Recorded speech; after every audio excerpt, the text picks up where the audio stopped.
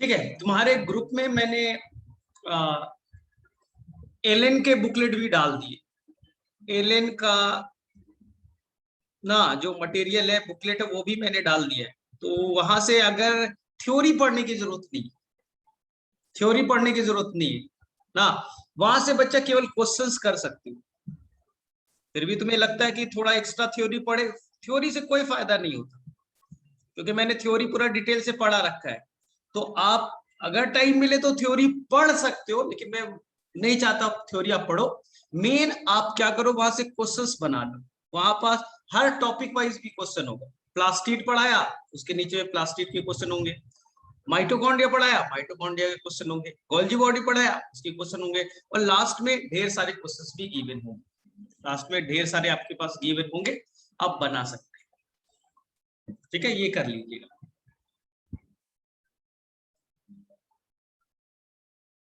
ठीक है, ये कर लो ना। और बाकी तो तुम लोग कर ही रहे हो। चलो, अब देखो ध्यान से। तो तुम्हारा मेन है कि थ्योरी पे ज्यादा नहीं काम करना है। एनसीईआरटी में थ्योरी इनफ है। एक मिनट, मैं लाइट को थोड़ा सा एडजस्ट करता हूँ, एक मिनट।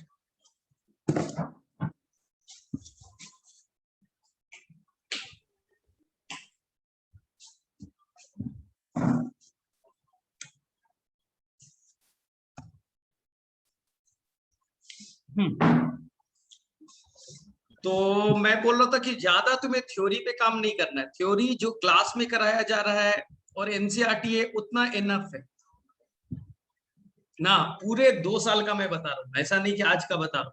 थ्योरी एनसीईआरटी इनफ है, तो तुम्हें ज्यादा नोट्स वोट्स बनाने पे भी ज्यादा अपना एनर्जी वेस्ट नहीं करना चाहिए कि नोट्स बना रहे, नोट्स बना रहे। नोट्स कुछ नहीं होता। नोट्स तो हम कुछ भी खरीद लेंगे, मिल जाएगा। हमारा जो मेन नोट्स तो हमारे पास में है, एनसीईआरटी। हाँ, एनसीईआरटी के जो भी डिफिकल्ट पॉइंट लगे वहीं पर लिख लीजिए। एनसीईआरटी लीजिए और वहीं पर लिख लीजिए, हाइलाइटर रखिए ना। वहां पर मेन पॉइंट को हाईलाइट कर लीजिए। यही बच्चा आपका नोट्स अगले 2 साल तक होना चाहिए। मेन नोट्स यही है।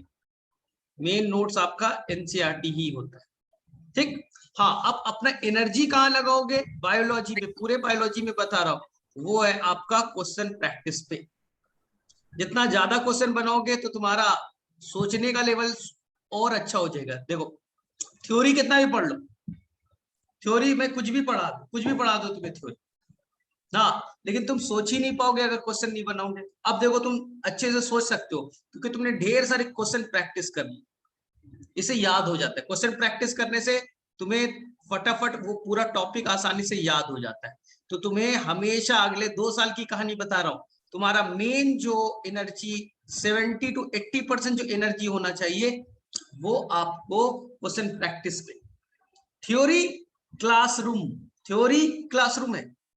क्लासरूम में ही पूरा क्लियर कर लीजिए थ्योरी को। एनसीईआरटी में पढ़ लिया, हो गया खत्म। उसके अलावा ज्यादा रिसर्च नहीं करना है। कोई बुक वुक नहीं पढ़ना, उठा के एलिमेंट्री पढ़ लिया तो ये बुक पढ़ लिया, वो बुक पढ़ लिया, वो वेस्ट है, टाइम का वेस्टेज है। उससे अच्छा वो टाइम जो मिलता है, आप फिजिक्स को सुधारिए, फिजिक्स पे काम कीजिए। क्योंकि आपको लगने लगा होगा कि फिजिक्स अब डिफिकल्ट है, थोड़ा न्यूमेरिकल्स डिफिकल्ट होते हैं। तो ये टाइम बायो का निकाल करके फिजिक्स पे लगाइए, क्योंकि मेन जो है मेडिकल के लिए वो फिजिक्स ही है। फिजिक्स अगर अच्छा होगा, क्योंकि इसमें न्यूमेरिकल्स बहुत होते हैं, मैथमेटिक्स बहुत होता है, तो आप मैथ्स वैस को अच्छे से पढ़ते जाइए, टाइम वहीं लगाइए। हाँ, यहाँ नहीं लगाइए, यहाँ टाइम वेस्ट नहीं करना है, वहां टाइम लगाइए। टाइम सबके पास लिमिटेड है, सबके पास सेम टाइम है, 2 ही साल का सबके पास टाइम है। लेकिन मैनेजमेंट किसका अच्छा है, कौन किधर ज्यादा मैनेज करता है, फिजिक्स में, केमिस्ट्री में, बॉटनी में। तो मैनेजमेंट का खेल है। जो बच्चा अच्छा मैनेजर होगा, टाइम टेबल अच्छे से बनाएगा, उसको अच्छे से फॉलो करेगा, वही क्वालिफाई करेगा। हाँ, सब लोग पढ़ते हैं, सब लोग कोचिंग करते हैं, सभी लोग एनसीईआरटी पढ़ते हैं, सभी लोग सेम क्वेश्चंस बनाते हैं, लेकिन टाइम मैनेजमेंट का ही खेल है। जो बच्चा टाइम मैनेजमेंट में बेटर होगा, उसके मार्क्स ज्यादा बेटर आएंगे। बस टाइम मैनेजमेंट, यानी कि तुम टाइम टेबल कैसे बनाते हो, उसको कैसे फॉलो करते हो। और तुम लोग तो बनाते ही नहीं होगा। कभी बनाया टाइम टेबल? नहीं बनाया। सुबह में उठिए, टाइम टेबल बनाइए, दिन भर क्या करना है। आज फ्राइडे है तो क्या करना है, ना। सुबह उठा, 8:30 से क्लास है, 8:30 to 1 होगा, 2 o'clock होगा, चलिए भाई 2 o'clock, तो यहां तक आपकी क्लास है, ये तो कुछ नहीं कर सकते। लेकिन सुबह का टाइम क्या किया, वेस्ट कर दिया ना, बर्बाद किया। सुबह में उठना था 5 बजे, मेडिकल का पहला रूल, सुबह अर्ली मॉर्निंग उठना ही चाहिए, 5 AM मिनिमम उठ जाना चाहिए।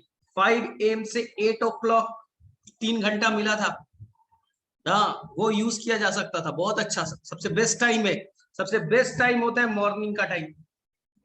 हाँ फिजिक्स वगैरह वहां पर अच्छे से पढ़ सकते थे। इसके बाद में 2 बजे से रात 10 बजे तक, 10 बजे सो भी जाना है, रात 2 बजे, 2 बजे दिन से रात 10 बजे तक आपके पास टाइम है। उसमें एंटरटेनमेंट भी 1 घंटा निकाल दीजिए, खाने में निकाल दीजिए, सोने में निकाल दीजिए, ठीक है भाई 3 घंटा निकाल दो, 7 घंटे में से 3 घंटे निकाल दिया, ठीक है, कम से कम 4 से 5 घंटा तो मिलने वाला है, 4 to 5 आवर तो मिलेगा ही मिलेगा। तो यहाँ पर क्या पढ़ेंगे, ये टाइम मैनेजमेंट। हाँ तो ये सभी बच्चे का अलग अलग होगा, जिसका जो वीक है, कमजोर पोर्शन है, वहां पर ज्यादा टाइम देगा ना। तो ये सभी बच्चे का टाइम टेबल अलग अलग वेरी कर सकता है। तो ये तुम रोजाना बनाया करो और रात में सोचा करो कितना परसेंट फॉलो हुआ, 60% फॉलो कर पाया, 70% फॉलो कर पाया। जिसका बेटा 70% से ऊपर फॉलो हुआ यानी उसका डायरेक्शन अच्छा है, 70% से ऊपर अगर तुमने फॉलो कर लिया यानी तुम्हारा डायरेक्शन गुड है। लेकिन ये अगले 2 साल तक रोजाना चलना चाहिए, ऐसा नहीं कि आज जोश में बनाया, कल जोश ठंडा हो गया फिर खत्म हो। तो अभी देखिए 10 दिन है ना आपके पास टेस्ट के लिए, टेस्ट के तैयारी में लगाइए कि कब हमें टेस्ट में, फिजिक्स के टेस्ट की तैयारी कैसे करनी है, कहाँ पर केमिस्ट्री वाला पार्ट कैसे पढ़ना है, बायो वाला पार्ट, बॉटनी का पार्ट कब कैसे पढ़ना है। 10 दिन पूरा एकदम शेड्यूल के अकॉर्डिंग पढ़ो, हो जाएगा। चलो ठीक है, तो ये तो बातें हो गई भाई। चलो अब हम लोग आ जाए, आपको पिछले क्लास में न्यूक्लियस पढ़ाया था, ठीक है। तो न्यूक्लियस में बहुत सारे ऐसे चीजें मैं जानबूझ के नहीं बताए, ठीक है, आपको ज्यादा उस पर रिसर्च नहीं करना है। सर एक सेल में कितने डीएनए होंगे, 46 होगा, कितना होगा, आपको रिसर्च नहीं करना, छोड़ दीजिए। एक चैप्टर आएगा वहां सारा चीज क्लियर होगा। अभी मैं बोलूं, मैं तुम्हें कंफ्यूज करा देता हूं। एनसीईआरटी में लिखा है ये सेल है, सेल के अंदर न्यूक्लियस है और न्यूक्लियस के अंदर 46 क्रोमोसोम है, 46 क्रोमोसोम है, 46 chromosome equal to 2.2 metre DNA, 2.2 metre DNA. हाँ इस सेल को बच्चा डिवाइड करना है, इस सेल को डिवाइड करके 2 सेल बनाना है। सोचो ना, इस सेल को डिवाइड करना है, 2 सेल बनाना है, और दोनों में 46 ही क्रोमोसोम जाने चाहिए, दोनों में 46 क्रोमोसोम ही जाने चाहिए और 2.2 मीटर ही डीएनए जाना चाहिए। अरे एक से नया सेल बनाओगे तो क्रोमोसोम थोड़ी ना उसमें घटा दोगे। तुम एक जाइगोट से बने, पापा के साइड से स्पर्म आया, ये स्पर्म 23 क्रोमोसोम, मम्मी के साइड से ओवम 23 क्रोमोसोम, बन गए बच्चा जाइगोट 46। इसी जाइगोट से इम्ब्रियो बनेगा, इम्ब्रियो बनेगा तो इम्ब्रियो के हर सेल में कितने क्रोमोसोम होंगे, 46। इसी इम्ब्रियो से तुम्हारा हैंड बनेगा, right hand, left hand, heart, kidney, brain, सब कुछ बनेगा। हर सेल में 46 आने चाहिए, ये कैसे पॉसिबल है? तुम्हारे एक सेल में तो 46 क्रोमोसोम है, उससे 2 सेल बनेगा, दोनों में 46 कैसे जाएगा रे भाई? एक सेल के अंदर में 2.2 मीटर डीएनए है, दोनों में 2.2 कैसे जाएगा भाई? कोई लॉजिक ही फिट नहीं हो रहा ना, लॉजिक ही सेट नहीं हो रहा है। तो हम लोग सेल डिवीजन में सिखाएंगे कि एक्चुअली में 46 जो है वो डबल होकर के 92 में कन्वर्ट हो जाएगा, 46 क्रोमोसोम 92 में कन्वर्ट होगा, फिर दोनों में 46 बांट दिया जाएगा। ये हम लोग पढ़ेंगे सेल डिवीजन में, अभी आपको रिसर्च नहीं करना है। जो डीएनए 2.2 मीटर है वो डबल करके 4.4 मीटर हो जाएगा, फिर वो 2.2 में डिवाइड हो जाएगा। तो आप कंफ्यूजन में नहीं पड़िए, नहीं जाने उसके रिसर्च में, पूरा चैप्टर है हमारे पास। आधा बच्चा जो हमारे अंदर कितना डीएनए है, कितना क्रोमैटिड है, अभी मत जाइए, अभी मत जाइए, क्योंकि हमारे लिए एक चैप्टर है उसमें, नहीं तो अभी करोगे कंफ्यूजन क्रिएट होगा, ठीक है। हाँ ये माइटोसिस से 1 से 2 बनेंगे, हम पढ़ेंगे माइटोसिस क्या है, मियोसिस क्या है। अरे टेंशन क्या ले रहा है, 2 क्लास रुक तो जा। ठीक है, चलो तुम बताओ। क्रोमोसोम के हम लोग हाफ पार्ट को क्या कहते हैं? ये क्रोमोसोम का हाफ पार्ट है, बोलो क्या कहेंगे? क्रोमोसोम का हाफ पार्ट है, मैंने बीचों बीच से कट किया क्रोमोसोम को, तो 2 हाफ पार्ट में टूट गए। बताइए क्या है ये, क्या नाम है, बोलो फटाफट। क्रोमोसोम के हाफ पार्ट को क्या कहते हैं? क्रोमैटिड। ये बच्चा क्रोमैटिड, ठीक। और ये दोनों क्रोमैटिड जहां जुड़े रहते, बोलो क्या नाम होता है? जहां पर दोनों क्रोमैटिड जुड़े रहते उसे क्या नाम देते? फटाफट बोलो। अरे भाई आंसर कर सब लोग। Half part of chromosome is known as, chromosome का आधा पार्ट को क्या कहते हैं? यानी कि ये येलो वाला पार्ट क्या है भाई, ये बताओ पहले। मैसेज करो, मैसेज करो। हाँ, या क्रोमोसोम के ये हाफ पार्ट है ब्लू वाला, इसे क्या कहेंगे? तो सबको मालूम है, इसे क्रोमैटिड कहेंगे। क्रोमैटिड कहेंगे, ठीक है। अब देखिए, दोनों क्रोमैटिड जहां से जुड़े हुए उसे क्या कहेंगे? बोलो, 2 नाम बताया था। दोनों क्रोमैटिड जहां पर एक दूसरे से जुड़े रहेंगे उसे क्या कहेंगे? बोलो फटाफट। दोनों क्रोमैटिड जहां पर एक दूसरे से जुड़े रहेंगे उसे क्या कहेंगे? ठीक है, तो उसे हम लोग कहेंगे it is known as centromere. Centromere, ठीक है। डू नॉट कंफ्यूज विथ, लिख लेना, do not confuse with, do not confuse with centriole. Centriole तो आज पढ़ने वाले, सेंट्रियोल तो आज पढ़ने वाले, वो सेंट्रोमियर है। बच्चा को लगता है सब कुछ एक ही है, सेंट्रोमियर सेंट्रियोल सब कुछ एक ही है, नहीं, सब कुछ अलग अलग है। अब बताओ, इसके बाहर में प्रोटीन के डिस्क लाइक स्ट्रक्चर है, इसका नाम क्या होगा? प्रोटीन के डिस्क लाइक स्ट्रक्चर है, इसका क्या नाम होगा? अरे बोलता ही नहीं रे बे, फटाफट तो करो। बी वाले तो फटाफट करते हैं आंसर, इन लोग बैठा रहता है, सब सोया हुआ रहता है। महान है, केवल ए नाम दे दिया गया है, ठीक है। तो इसका नाम है, ए बोलेगा नहीं, बोलेगा नहीं, उसे सबको डिस्टरबेंस होता है। हाँ, काइनेटोकोर, काइनेटोकोर, चलो काइनेटोकोर, ठीक है। ये बताओ, इंड को क्या कहेंगे? इंड को क्या कहेंगे? क्रोमैटिड है या क्रोमोसोम है जो उसका इंड वाला पोजीशन है, उसे क्या कहेंगे? याद ही नहीं लोग, ठीक है। इंड को कहेंगे टीलोमियर, इंड को कहेंगे टीलोमियर। ये इंड है, टीलोमियर, ये इंड है, टीलोमियर, ये इंड है, टीलोमियर, ठीक है। अब सेंट्रोमियर को तुम देखो, सेंट्रोमियर को यहां से मान लो रेफरेंस, ये सेंट्रोमियर। सेंट्रोमियर से ऊपर में जो पार्ट होगा इसे आर्म्स कहेंगे। सेंट्रोमियर के ऊपर जो क्रोमैटिड है, 1 आर्म। सेंट्रोमियर से नीचे जो क्रोमैटिड का पार्ट है उसे 1 आर्म कहेंगे। तो सेंट्रोमियर से ऊपर 1 आर्म, सेंट्रोमियर से नीचे 1 आर्म, तो टोटल कितने आर्म है? एक क्रोमोसोम में कितने आर्म हो गए? सेंट्रोमियर है, उसके ऊपर में एक क्रोमैटिड का पार्ट, नीचे एक क्रोमैटिड का पार्ट, तो उसे क्या कहेंगे? आर्म। तो मैंने हमेशा बोला है, आपको ये चीज हमेशा याद रखना है, 1 क्रोमोसोम, 1 क्रोमोसोम, बताओ 1 क्रोमोसोम में, क्रोमोसोम में कितने क्रोमैटिड होंगे? आंसर 2 क्रोमैटिड, 2 क्रोमैटिड, ठीक है। अब टोटल आर्म कितना होगा? 4 आर्म। 1 सेंट्रोमियर, एक क्या होगा? सेंट्रोमियर होगा, जहां पर दोनों क्रोमैटिड जुड़े होंगे। और सेंट्रोमियर के ऊपर लेफ्ट साइड और राइट साइड, यानी दोनों साइड कितने काइनेटोकोर? 2 काइनेटोकोर होंगे, 2 काइनेटोकोर होंगे। क्या यहां तक आपको भाषा समझ में आती है? क्या यहां तक आपको समझ में आती है ये चीज? हाँ, हम डीएनए डीएनए केवल रट्टा मार रहे हैं, हमें मेन चीज भूल रहे हैं।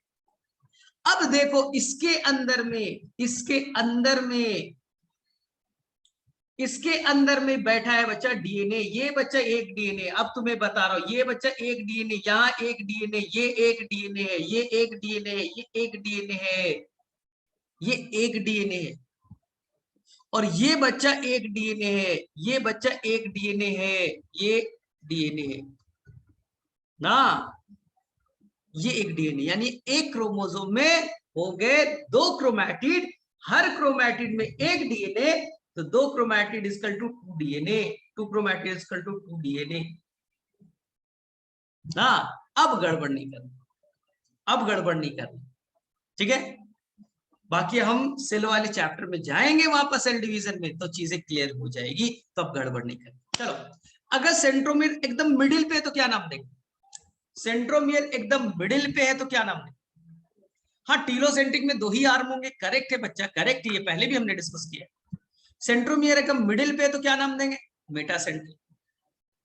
मिडिल से थोड़ा अवे है, मिडिल से थोड़ा अवे है तो क्या नाम देंगे? सब मेटासेंट्रिक, सब मेटासेंट्रिक। और टुवर्ड्स एंड है, क्लोज द एंड, एंड पे नहीं है, क्लोज द एंड है तो क्लोज द एंड है तो नाम एक्रोसेंट्रिक, एक्रोसेंट्रिक। और टिप पे है, एंड पे है तो, एंड पे है तो टीलोसेंट्रिक, टीलोसेंट्रिक, ठीक है, एकदम आसान। ये बताओ, ये बताओ, प्राइमरी कॉन्स्ट्रिक्शन तुमने पढ़ लिया, कुछ स्पेशल क्रोमोसोम होते हैं जहां पर प्राइमरी के अलावा और भी एक कंस्ट्रिक्शन होता है, सेकेंडरी कॉन्स्ट्रिक्शन होता है, वो क्या सभी क्रोमोसोम में होंगे या फ्यू क्रोमोसोम में होगा?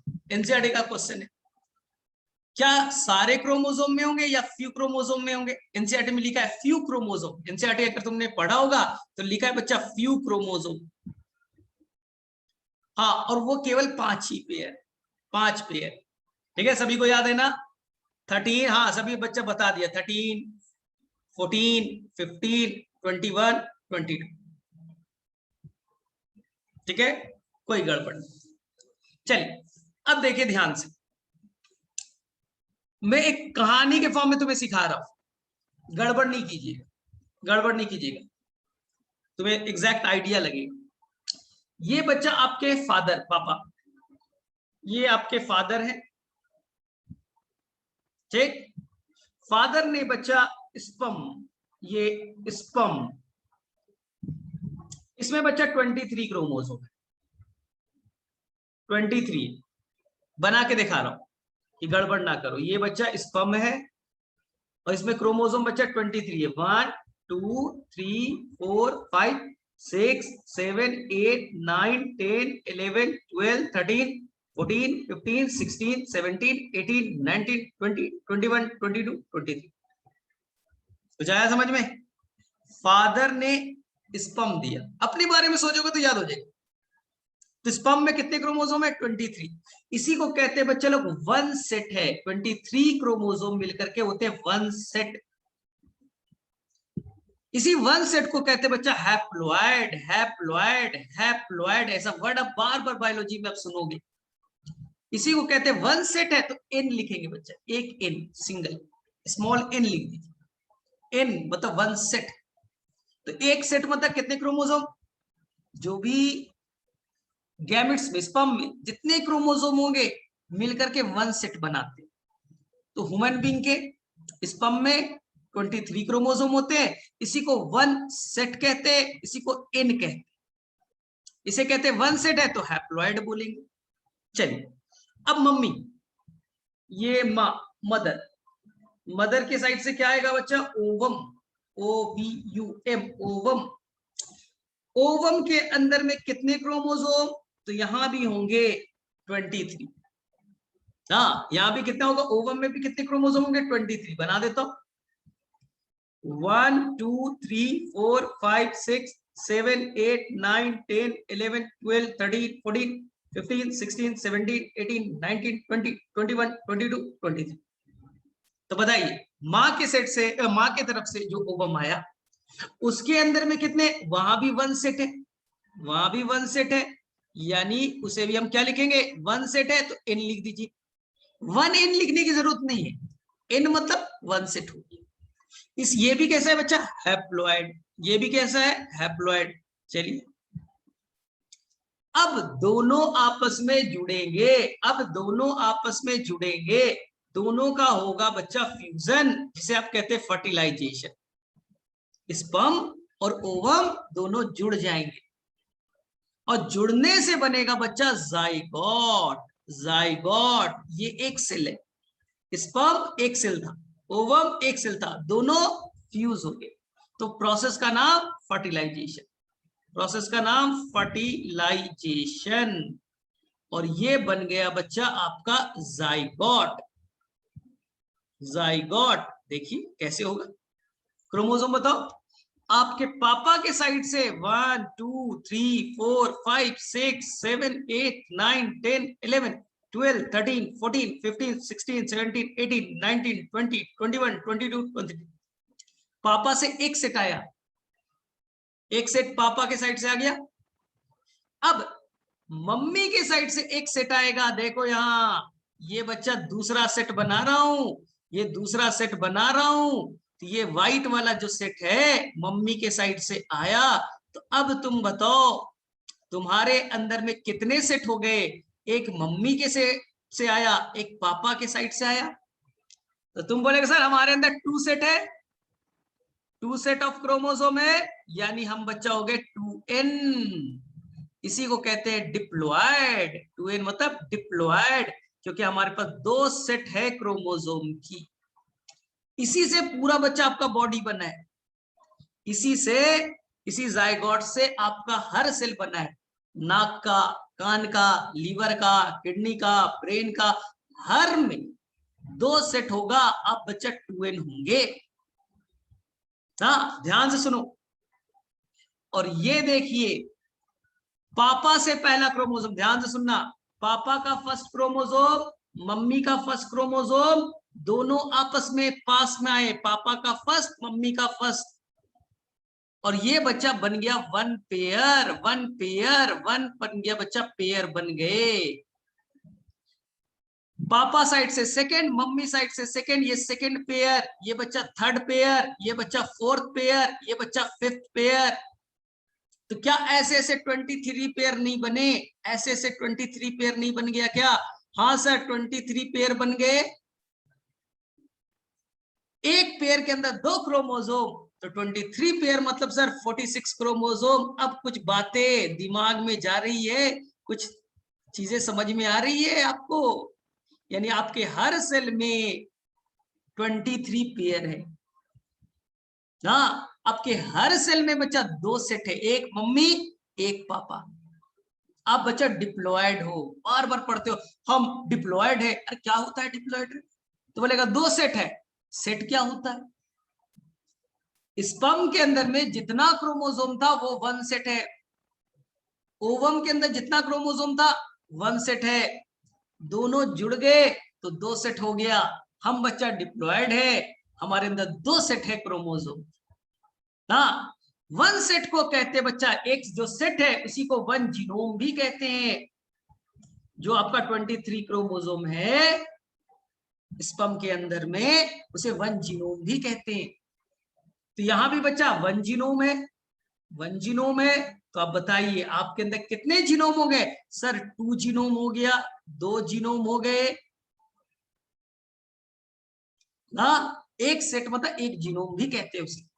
तो अब खोपड़ी में गई बात कि सर हम पढ़ते रट्टा मारते थे, होमो पेयर है, पेयर है, 23 पेयर है। तो क्या आप 23 पेयर आपको नहीं दिख रहा है? यानी एक पेयर में एक मम्मी का, एक पापा का, एक मम्मी का, एक पापा का, ऐसे से हमारे अंदर 23 क्रोमोसोम वेल अरेंज्ड है। ये क्लियर हो गया? अब देखो क्या बोला था, आपके अंदर स्पेशल 5 पेयर है। हाँ 5 पेयर स्पेशल है, कौन कौन? ये फर्स्ट है, सेकेंड, थर्ड, फोर्थ, फिफ्थ, 6 7 8 9 10 11 ना। 12 13th नंबर स्पेशल है, जो बच्चा सैटेलाइट रखेगा, सेट क्रोमोसोम। 14 नंबर स्पेशल है। आ गया समझ में? आ गया समझ में? 21 है, 22 है। अब क्लियर हो रहा है कैसे मैंने बताया? तो एकदम क्लियरिटी होनी चाहिए ना। इंडिया टीम मैच खेलने गई, इंडिया टीम में कितने प्लेयर? Sir 11 player. तो 11 प्लेयर मान लीजिए बच्चा 1 सेट है, इंडिया के जितने प्लेयर 1 सेट। इंग्लैंड गए, इंग्लैंड की टीम है, 11 प्लेयर 1 सेट, इंग्लैंड की टीम 1 सेट, इंडिया की टीम 1 सेट, दोनों फील्ड में उतरे टॉस से पहले, ठीक है, दोनों का अपना बच्चा राष्ट्रगान होता है, प्लेयर सामने सामने खड़े हो जाते हैं। तो अब बताओ कितने सेट है फील्ड में, एक इंडिया का प्लेयर सामने में इंग्लैंड का, एक इंडिया का, एक इंग्लैंड का, एक इंडिया का, एक इंग्लैंड का, इधर विराट कोहली इधर जो रूट। देखा है कभी मैच स्टार्ट होने से पहले वर्ल्ड कप वगैरह में दिखता है। हाँ, तो वहां पर हो गए बच्चे 2 सेट, 2 सेट मतलब 22 प्लेयर, 1 सेट मतलब 11 प्लेयर। हम इंसान की बात कर रहे हैं, ह्यूमन बीइंग की बात कर रहे हैं, तो 1 सेट मतलब 23 क्रोमोसोम, ठीक है, 2 सेट मतलब 46 क्रोमोसोम। तो मेरे से अब चीजें क्लियर हो जानी चाहिए, ठीक है। चलो बताओ किसे किसे ये चीज क्लियर हो गया, फटाफट बोलो, हाँ फटाफट बताओ। अब फिर से तू काय पड़ गया, एक क्रोमोसोम में 46 डीएनए है, तो मैं नहीं जाने बोला है ना, सेल डिवीजन करेगा ना चैप्टर, क्यों बनाया गया सेल डिवीजन चैप्टर, और कंफ्यूज करेगा ये। Is the chromosome containing satellite is called SAT chromosome, correct है महफूज आलम, करेक्ट है। जिस क्रोमोसोम में सैटेलाइट होगा उसे सैट क्रोमोसोम कहेंगे। Sir are immature sperm and follicle haploid और डिप्लॉइड, जो स्पर्म है वो हैप्लॉइड होगा, जो स्पर्म है हैप्लॉइड होगा। जीनोम, 1 सेट को जीनोम कहते हैं, एक सेट जो है, एक सेट में जितने क्रोमोसोम है उसी को हम लोग 1 जीनोम भी कहते हैं। 1 set is known as 1 genome, यानी 23 क्रोमोसोम इज कॉल्ड 1 जीनोम, ठीक है। तो मेरे से आप गड़बड़ नहीं करते, ठीक है, कोई गड़बड़ी नहीं चाहिए। अब पेयर समझ में आ गया ना, हैप्लॉइड और जीनोम सेम चीज, 1 सेट हैप्लॉइड है उसी को 1 जीनोम कहते हैं। What is a guanine base, ये कहां से आ गया रे भाई, ये कहां पढ़ लिया, ये हम लोग बायोमोलिक्यूल्स में पढ़ना है। प्रॉब्लम ये कि अभी कई कभी चैप्टर का घुसे ना, तो अभी वेट करो, धीरे धीरे धीरे सीखेंगे। आज सीखा तो कम से कम 23 प्लेयर कैसे बनते हैं, ठीक है। फंक्शन ऑफ सैटेलाइट बताया था फंक्शन ऑफ सैटेलाइट। यहां देखो, ये देखो भाई, ये 1/2 part of chromosome, half part of chromosome, chromatid हो गया, दोनों सेंट्रोमियर से जुड़ गए, सामने में काइनेटोकोर आ गया, सामने में काइनेटोकोर आ गया। काइनेटोकोर वो जगह है जहां स्पिंडल फाइबर बाइंड करेगा, काइनेटोकोर वो जगह है जहां स्पिंडल फाइबर बाइंड करेगा। अब यहां पास क्या होगा कि आप प्राइमरी के अलावा एक और कॉन्स्ट्रिक्शन होगा, धसा हुआ पार्ट होगा, सेकेंडरी कॉन्स्ट्रिक्शन। और सेकेंडरी कॉन्स्ट्रिक्शन के ऊपर में जो नॉब लाइक इस तरह का जो स्ट्रक्चर है, पार्ट है, फ्रैगमेंट है, एनसीईआरटी बोलता है फ्रैगमेंट है, इसे सैटेलाइट कहेंगे, इसे सैटेलाइट कहेंगे। जहां सैटेलाइट होगा, जिस क्रोमोसोम में सैटेलाइट पाया जाएगा, सैट क्रोमोसोम कहेंगे, SAT। जिस क्रोमोसोम में सैटेलाइट पाया जाएगा उसे सैट क्रोमोसोम कहेंगे। अब बच्चे ने पूछा सर सेकेंडरी कॉन्स्ट्रिक्शन को एक और नाम कहते हैं NOR, क्योंकि यही न्यूक्लियोलस बनाता है, यही न्यूक्लियोलस बनाता है, इसलिए नाम पड़ा न्यूक्लियोलर ऑर्गेनाइजिंग रीजन, ये न्यूक्लियोलस बनाता है। सर सैटेलाइट का काम, हाँ एनसीईआरटी में एक और चीज, जो सेकेंडरी कॉन्स्ट्रिक्शन है एनसीईआरटी ने लिखा है नॉन स्टेनिंग पार्ट है, यानी जब कलर आप डालिएगा तो ये कलर को गेन नहीं करेगा, ये पार्ट नॉन स्टेनिंग पार्ट है। स्टेन मतलब समझ में आ रहा है ना, कलर, कलर डालिएगा तो इसके अंदर में ऐसी बनावट है, ये कलर को पकड़ेगा नहीं, नॉन स्टेनिंग हो गया, ठीक है। सर सैटेलाइट का काम क्या है, तुम लोग कुछ हाई फाई देखता होगा, मर्डर मिस्ट्री, किसी का मर्डर हो गया तो फॉरेंसिक डिपार्टमेंट वाले आते थे और वहां से बच्चा फिंगर प्रिंटिंग कुछ होता था, वहां से कलेक्ट कर लेते थे कि किसी का मर्डर हुआ है, कैसे सॉल्व करेंगे मिस्ट्री को। तो इसी सैटेलाइट वाले डीएनए को हम लोग लेकर के कहां यूज करेंगे, फिंगर प्रिंटिंग में, फिंगर प्रिंटिंग में। आपने कुछ नाम सुना होगा, डीएनए फिंगर प्रिंटिंग, शायद आप लोगों ने नाम सुना होगा, DNA finger printing. Murder mystery को सॉल्व करने के लिए यूज किया जाता है ना। तो यहाँ पर स्पेशल डीएनए है जिसे साइंटिस्ट लोग यूज करेगा फिंगरप्रिंटिंग के अंदर में ना, जो क्लास 12th में डिटेल से पढ़ना है, यहाँ नहीं पढ़नी। तो एनसीईआरटी को एक बार रीड कर लीजिए, देखिए एनसीईआरटी में ये सारी चीज लिखा हुआ है, ठीक है, यहाँ पास लिखा हुआ है, देख लीजिए, आप पढ़ लीजिए। समटाइम्स ए फ्यू क्रोमोसोम, हाँ, यानी कि सारे क्रोमोसोम नहीं, पहला लाइन फ्यू क्रोमोसोम, कुछ क्रोमोसोम हैव नॉन स्टेनिंग, मतलब वो कलर नहीं होगा, secondary constriction at constant location. Constant कहने का मतलब है वो जगह फिक्स्ड है, ऐसा नहीं हर बार ना फिर से नेट बन गया क्रोमैटिन नेट तो जगह चेंज हो गया, नहीं, हर बार वहीं पास सेकेंडरी कॉन्स्ट्रिक्शन बनेगा, इसलिए कांस्टेंट का अपने मन से चेंज नहीं कर सकते। This give the appearance of small fragment, यानी कि जो क्रोमोसोम का एक टुकड़ा, फ्रैगमेंट मतलब टुकड़ा, सेकेंडरी कॉन्स्ट्रिक्शन के ऊपर में क्रोमोसोम का एक टुकड़ा बचा रहेगा, उसी को हम लोग सैटेलाइट कहेंगे, और जिसके अंदर सैटेलाइट पाया जाएगा उसे सैट क्रोमोसोम कहेंगे, SAT। बस इतना ही याद रखना था, इतना ही याद रखना था, टेंशन नहीं लेना था। तो मेरे से क्लियर है सभी को? फटाफट हैंड रेस करो भाई, अब तुम्हारा क्रोमोसोम वाला पार्ट क्लियर हो जाना चाहिए, अब गड़बड़ नहीं करेगा, अब गड़बड़ नहीं करेगा। फंक्शन के बेसिस पे क्रोमैटिड और क्रोमोसोम में क्या डिफरेंस है,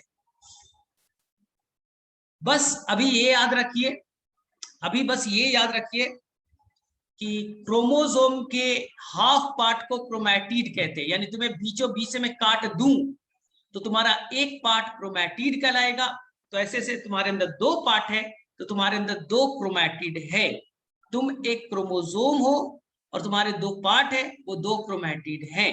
फंक्शन के बेसिस पे कुछ नहीं करना है क्योंकि हम आगे में पढ़ने वाले, बस यही याद रखिए कि क्रोमोसोम और क्रोमैटिड क्या है। चलो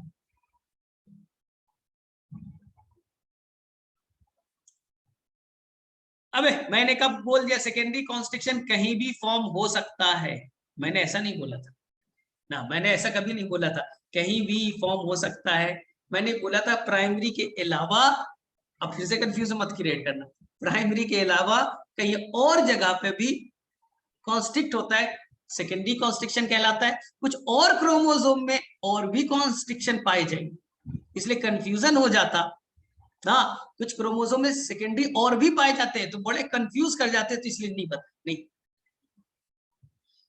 हाँ, जो सेकेंडरी कॉन्स्ट्रिक्शन है उसी को तो नॉर कहते हैं, जो सेकेंडरी कॉन्स्ट्रिक्शन है उसी को तो नॉर कहते हैं। What is a ribonucleoprotein?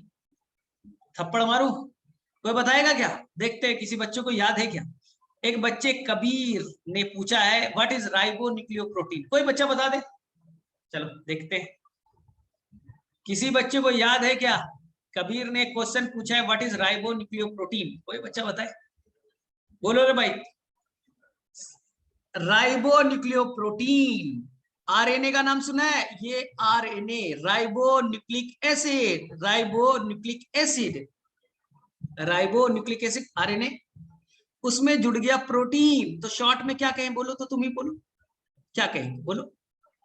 RNA ribonucleic acid, उसमें प्रोटीन जुड़ गया, जैसे ये ribosomal RNA, rRNA, ribosomal RNA, और यहां बच्चा जुड़ गया प्रोटीन, यहां बच्चा जुड़ गया प्रोटीन, तो क्या कहेंगे बोलो? आरएनए और प्रोटीन जुड़ गए, तो नाम नहीं दे देंगे दोनों को मिला करके, राइबो, राइबो न्यूक्लियो, यानी राइबो न्यूक्लिक एसिड जुड़ा हुआ है प्रोटीन से, यानी वो बात जानते हो किसकी कर रहा है? वो बात कर रहा है बच्चे लोग न्यूक्लियोलस की। न्यूक्लियोलस में क्या होते थे? बहुत सारे आरआरएनए होते थे, आरआरएनए होते थे, और यहाँ पर प्रोटीन, यहाँ पर प्रोटीन भी होता था, यानी एक्चुअली में ये क्या है? राइबोन्यूक्लियोप्रोटीन। और यही बच्चा जोड़ करके आरआरएनए प्रोटीन को जोड़ेगा और राइबोसोम तैयार करेगा, तो राइबोसोम में भी सेम चीज, न्यूक्लियोलस क्या करता है? आरआरएनए और प्रोटीन को जोड़ता है, आरआरएनए प्रोटीन को जोड़ा और राइबोसोम तैयार कर दी। एनओआर आरआरएनए बनाएगा, एनओआर फैक्ट्री है, एनओआर आरआरएनए बनाएगा, एनओआर फैक्ट्री है, सेकेंडरी कॉन्स्टिट्यूएंट फैक्ट्री है, फैक्ट्री है, उसने आरआरएनए बना दिया, खूब सारे आरआरएनए, और यहां पास कुछ प्रोटीन जुड़ गए, बन गया न्यूक्लियोलस। न्यूक्लियोलस आरआरएनए और प्रोटीन बनते जा रहे हैं वापस, उनको जोड़ रहा है और राइबोसोम के सेगमेंट बनाते जा रहा है, राइबोसोम के सेगमेंट बनाते जा रहे हैं।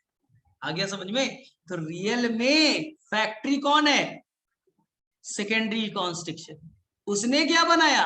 न्यूक्लियोलस आरआरएनए बना दिया ढेर सारा, वहां कुछ प्रोटीन आ गया। न्यूक्लियोलस राइबोसोम बनाएगा, राइबोसोम प्रोटीन बनाएगा, प्रोटीन पूरे सेल को कंट्रोल करके रखेगा।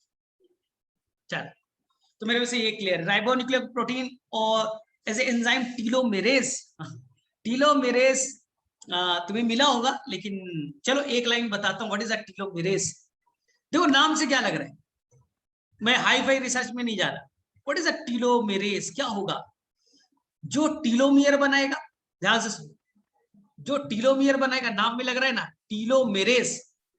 होता क्या है कि जो डीएनए है टीलोमियर के पास, देखो ध्यान से सुनना, जो बच्चा टीलोमियर के पास डीएनए, तुम्हें इतना हाई फाई में नहीं जाना था, लेकिन आप पूछ रहे हो तो बताना पड़ रहा है। जो टीलोमियर के पास में जो बच्चा डीएनए होता है ना, वो बच्चा सिंगल स्टैंडर्ड होता है। थोड़ा सा छोटा सा पार्ट, ये इंड वाला पार्ट सिंगल स्टैंडर्ड डीएनए होता है। बाकी हर जगह डबल स्टैंडर्ड है, लेकिन टीलोमियर पे छोटा सा पार्ट सिंगल स्टैंडर्ड होता है। तो ये बोलेगा कि भैया नया डीएनए कैसे बनेगा, ये तो सिंगल स्टैंडर्ड है, तो इसको रिपेयर करना पड़ेगा, ठीक करना पड़ेगा, तुम तो सिंगल स्टैंडर्ड हो। तो इसलिए टीलोमियर में एक स्पेशल एंजाइम आएगा जिसका नाम है टीलोमेरेस। टीलोमेरेस जो इस सिंगल स्टैंड को डबल स्टैंड में बनाने में हेल्प करेगा। बस इतना जाना, टीलोमियर में सिंगल स्टैंड डीएनए था, हाँ, तो उसको रिपेयर करने के लिए, उसे ठीक करने के लिए एक एंजाइम आता है टीलोमेरेस, यानी टीलोमियर को ठीक करने के लिए एंजाइम का नाम है टीलोमेरेस। बस इतना याद रखिए, ठीक है। और ये जो एंजाइम है, ठीक है, तुम लोग जहां कंफ्यूज किए हो, ये एंजाइम बच्चा, दुनिया के सारे एंजाइम प्रोटीन से बने होते, दुनिया के सारे एंजाइम बच्चा प्रोटीन से बने होते। पेप्सिन एक एंजाइम है, प्रोटीन से बना है। ट्रिप्सिन एंजाइम है, प्रोटीन से बना है। सलेवरी एमाइलेज एंजाइम है, प्रोटीन से बना है। सब बच्चा, सब दुनिया के सारे एंजाइम्स प्रोटीन से बने होते हैं। लेकिन एक एक्सेप्शन है, एक एक्सेप्शन है कि कभी कभी आरएनए बच्चा, कभी कभी कुछ जगह पे आरएनए एंजाइम की तरह काम करता है। कभी कभी आरएनए बोलेगा मैं एंजाइम की तरह काम करूंगा। सारे जगह पे, क्लास एंड होगा, रिज्वाइन करना, सारे जगह पे आरएनए प्रोटीन एंजाइम की तरह काम करता है, लेकिन कभी कभी आरएनए भी कर सकता है। ऐसे एंजाइम को राइबोजाइम कहते हैं, राइबोजाइम कहते हैं। तो बताओ, जो राइबोजाइम है वो किससे बना है? आरएनए से बना है, आरएनए से बना है ना। तो ये जो